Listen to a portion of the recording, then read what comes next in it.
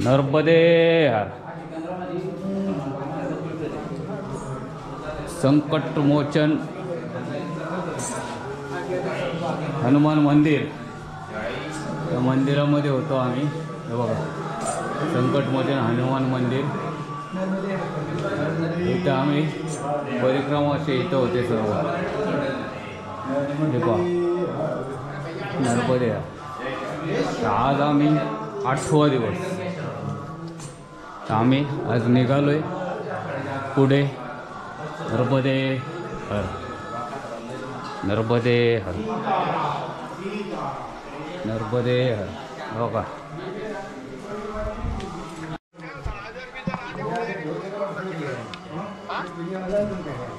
नर्मदे, एक मिनट, नर्मदे हर।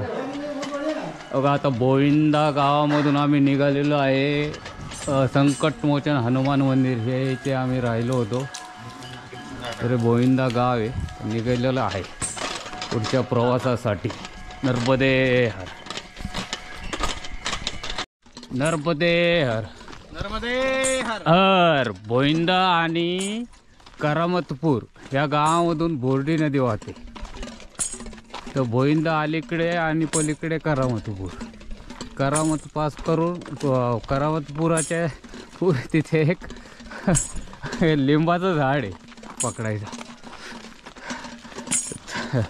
सरळ सरळ आहे बघा, शेती मार्गे हा पाठीमागचा रोड आहे।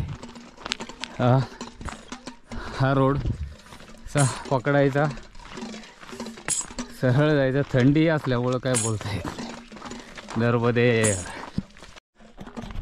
रामकृष्ण हरी, नर्मदे हर।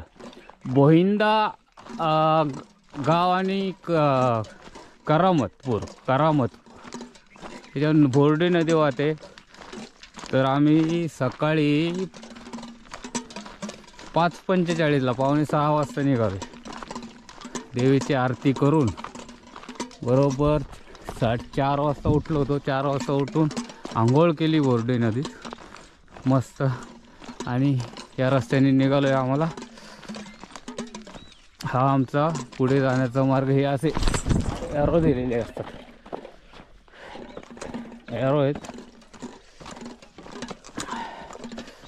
तर हा सकाळी निघलोय मस्त। चंद्रदेवता आहे, सर्व पराक्रमीवासी। कारण आता इथून पुढे लवकरच उठावं लागेल, लवकर निघावं लागेल।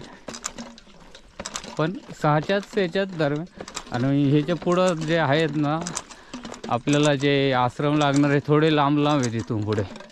परत एकदा शिल्पानी पास केलं का मग जवळ लागतात, पण एक 15 दिवस थोडे लांब आहे। 10-10, 15-15 किलोमीटरच्या अंतरावरती आहेत। हे बघा हे असे एकदम मस्त व्ह्यू। सकाळी आता 6:15 झालेत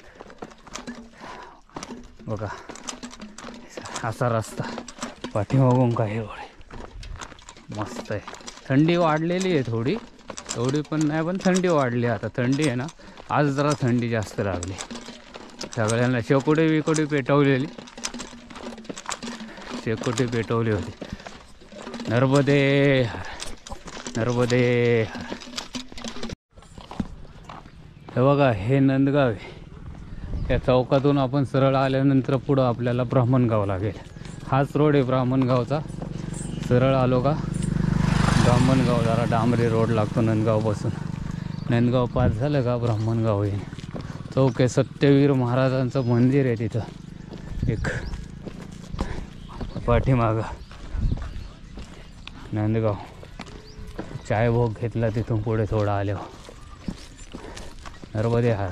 आणि हे जे आहे ना, हे जे आपला परिक्रमावासी बघा हे आमच्या संग 50 किलोमीटर अंतरावर आहे। हे बघा कितना अपने साथ कितना किलोमीटर अंतर पे है?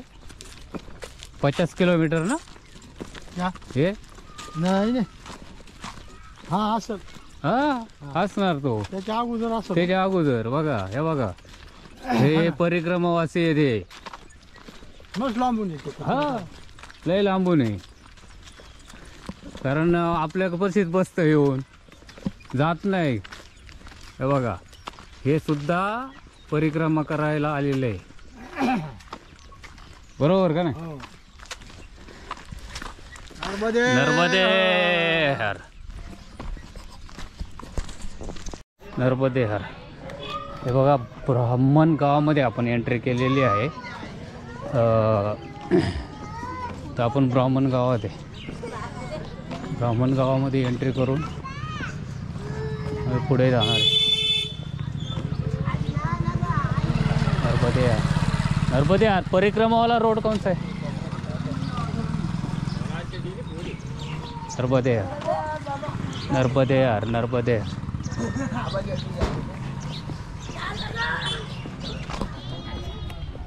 यार बघा ब्राह्मण गाव इथे चौकात आल्याच्या नंतर आहे ना, इथे चौक लागतो, सरळ एक आश्रम आहे. नर्मदे हर एक आश्रम आहे. सरळ जायचं तुम्हाला आश्रम भेटेल. आश्रमच्या त्याच बाजूने एक रोड आहे. नर्मदे हर बघा चौक आहे. ब्राह्मण गाव आहे. नर्मदे, नर्मदे हर, नर्मदे हर, नर्मदे हर. बघा आश्रम. हाँ बघा तर आश्रमला चाललेलो आहे आम्ही ब्राह्मण गावामधून. तर आश्रम आहे पुढे, थोडा पुढे आश्रम आहे. आता तुम्हाला एक मैयाचं दर्शन होईल. मैया बघा आजच्या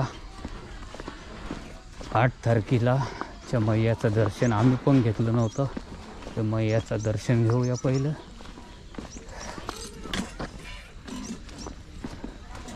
मैयाचं दर्शन घेतले बघा. मैया नर्मदे हर, मैयाचं दर्शन घेतले बघा. आता आश्रमकडे जाणार आम्ही. हे गाव आहे ब्राह्मण गावामध्ये आश्रम आहे. बरोबर आहे ना घाट आहे. एक मैयाच्या काठावरती आश्रम आहे. आश्रम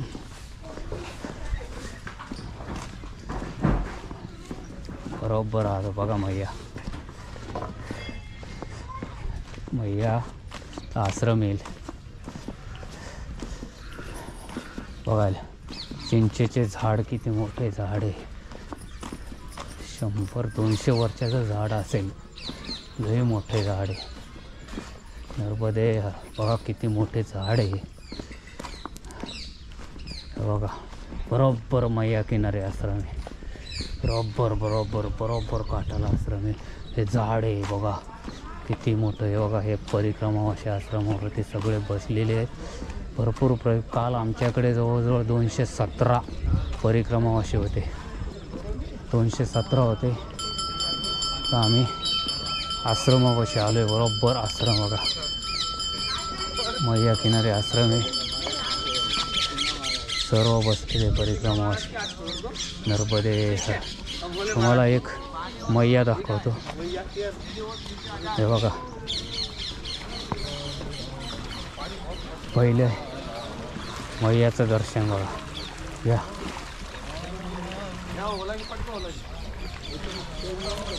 बघा हे मैया.